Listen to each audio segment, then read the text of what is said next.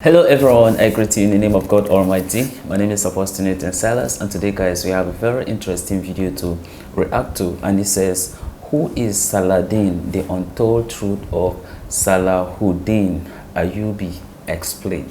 Whoa, I believe that this is gonna be a very interesting video. So guys, if today happens to be the first time of you checking out my channel, don't forget to subscribe to my channel and follow me on my Facebook and Instagram. And if you have any video you want me to react to, don't forget to drop it at the comment section and I'm going to check it out. So guys, before we get on to the video, I'm a theologian and I make this video not to discredit anyone's religion.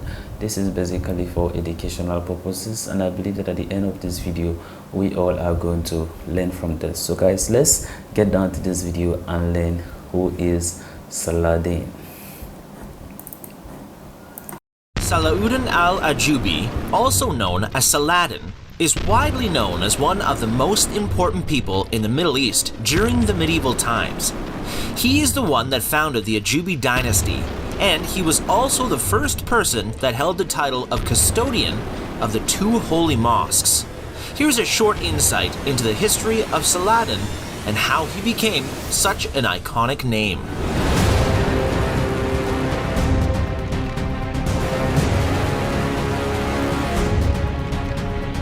Why is Saladin so significant from a historical standpoint? Saladin lived between 1137 and 1193. He was both the Sultan of Syria and Egypt, and the reason why he is widely known is because he got to defeat multiple Crusader states at the Battle of Hatin. He also captured Jerusalem in 1187.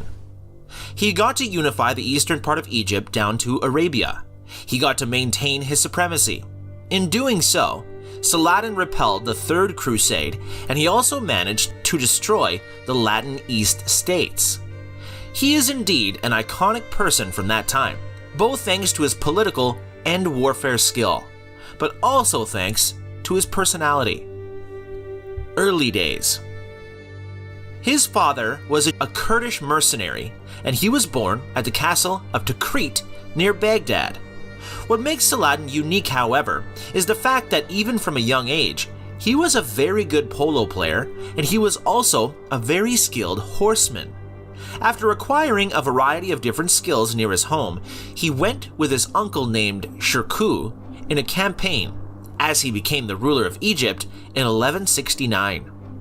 As time went by, Saladin became governor in Egypt thanks to Nur ad-Din taking over from the relative. People from that era say that Saladin was short. He had a round face and black eyes, as well as a black beard. He always tried to add family members in authority positions to ensure that he had control, which was incredibly important during that time. Once Nur ad-Din lost his wife in May 1174, the Muslim state coalition started to break down, and that's when Saladin stood out, claiming he was the rightful heir. It was at that time when he managed to take over Egypt, something that was hard to fathom at that time. Saladin unified the Muslim world. After he became the Sultan of Egypt, he went on to capture Damascus in 1174. At that time, he claimed to be the Sunni Orthodoxy protector. The fact that he has removed from the Shiite Caliph in Cairo actively brought a lot of weight to his claim. He was accepted as protector, and then he went on to unify the Muslim world, or at least create a coalition. Since there were so many city rulers and states, that felt very difficult in the beginning. Yet Saladin was one of those people that never gave up.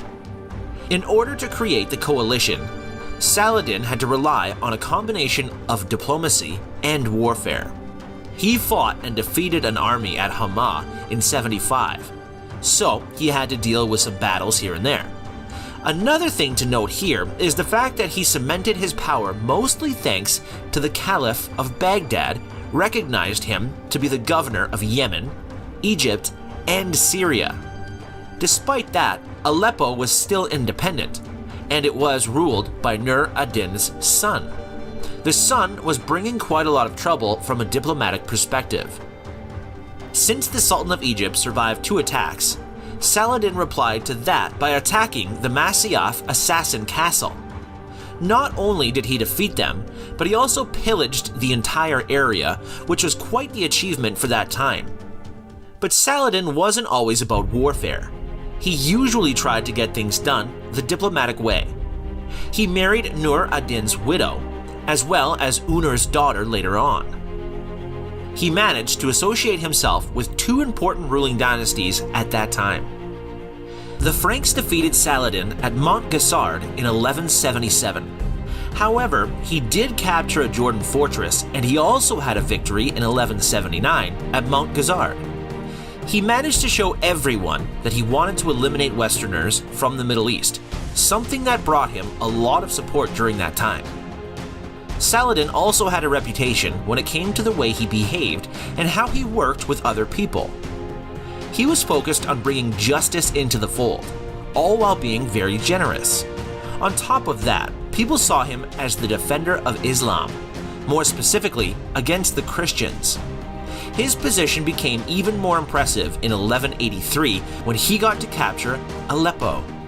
He created an Egyptian fleet to prepare for any possible attacks that would come from Christianity. By the time 1185 arrived, Saladin was in complete control over Mosul, and he signed a treaty. Him and the Byzantine Empire would work together to combat the Seljuks. They were a thorn in both empires' sides, so it's easy to see why Saladin wanted to get rid of them. Around that time, there were issues regarding who would rule Jerusalem, and the Franks were also distracted by a variety of conflicts. The Franks attacked the castle of Kerak in April 1187, which was commanded by Saladin's son at that time. Due to the attack, he started gathering a huge army that had Jazira, Aleppo, Syria, and Egypt. Of course, the Franks created their own army, and they battled at Hatin. The battles of Jerusalem and Hatin. At the beginning of July, mounted archers attacked and also retreated, making sure they harassed the Franks. On the 4th of July that year, they brought a larger attack. Saladin brought around 20,000 troops to the Battle of Hatin, and he faced Franks that were commanded by Guy of Lusignan, which at that time was the king of Jerusalem. They had around 1,300 knights and 15,000 infantry, so Saladin's army had a lot more people. On top of that, Franks were short on water and supplies in general. Saladin's army set the dry grass on fire, and that made the enemy's situation even worse at that time. Raymond of Tripoli and his cavalry force did eventually manage to break Muslim attack team, but the others had nowhere to go. Saladin brought a massive victory at Hatin thanks to that.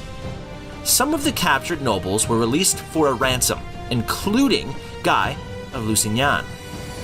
Others were executed, such as Reynald of Chatillon being a prime example.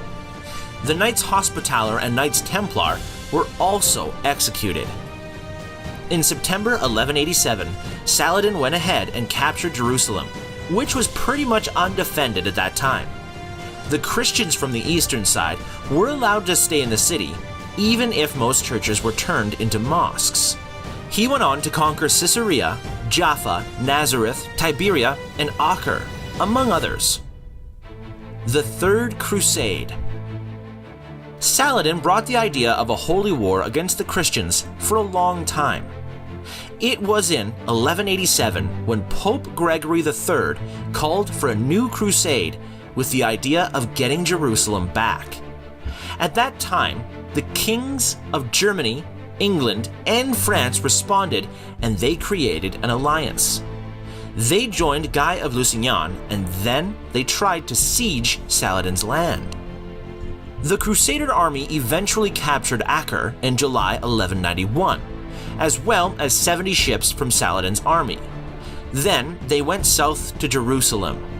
There was a massive battle in September 1191 on the plains of Arsuf. The Crusaders won there. However, Saladin's army didn't suffer major losses.